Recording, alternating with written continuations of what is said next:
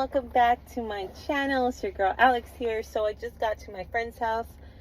She had found 2 high chairs for my twin girls for free. So I'm super thankful for that. Thank you.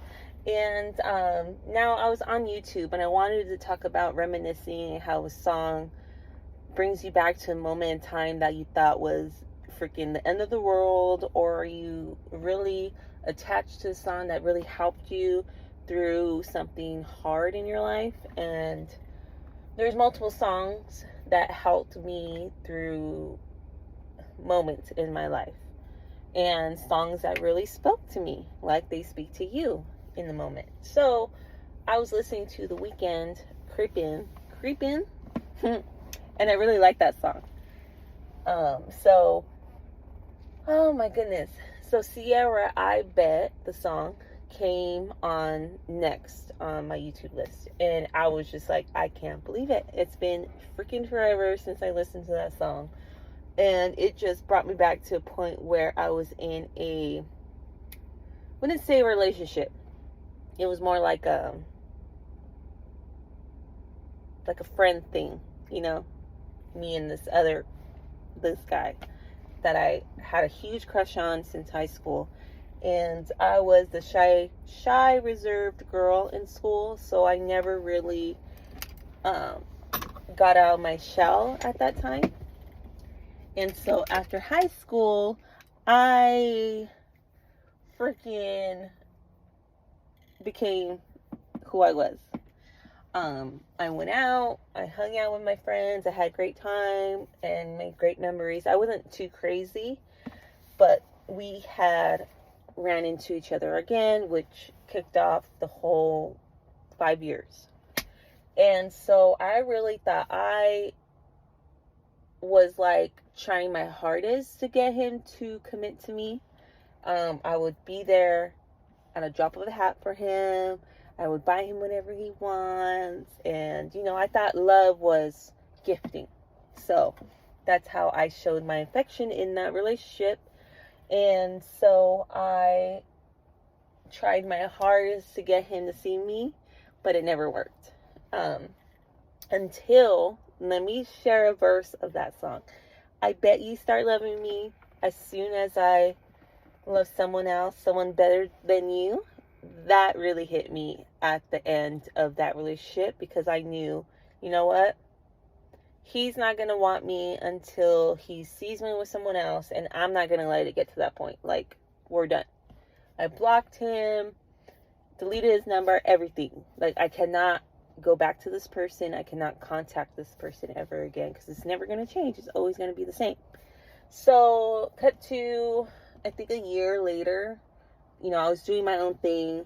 I was paying attention more to myself than I was to anyone else, as in a guy. So I was really rocking with me, going out, having fun, dancing.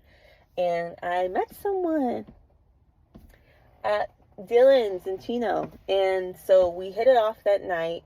It was an eventful night. I mean, I felt like I was crazy. Let's put it at that. That's another story time. But he's my husband now. And now we're hanging out, we're getting to know each other. And it's been really fun and great, And guess who pops up? Guess? And I'm just like, oh my God, are you serious? Like, those stories that people tell you and try to help you and get out of a relationship, like, he doesn't appreciate you, he will never appreciate you, you have to move on and then watch him come back. That's what my mom told me. And she was right. I listened this time.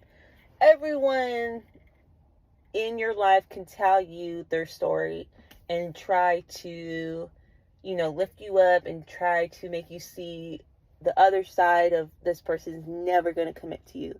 This person's always going to use you when they're bored, when they are being ignored by the girl that they want.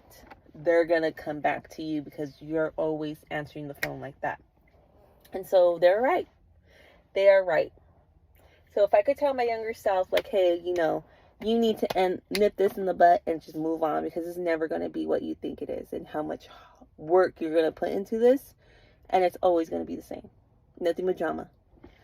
And so I would probably listen to myself, but knowing me, I would work extra hard to try to get this person to commit to me and prove myself wrong. That's the nail on the head, I think.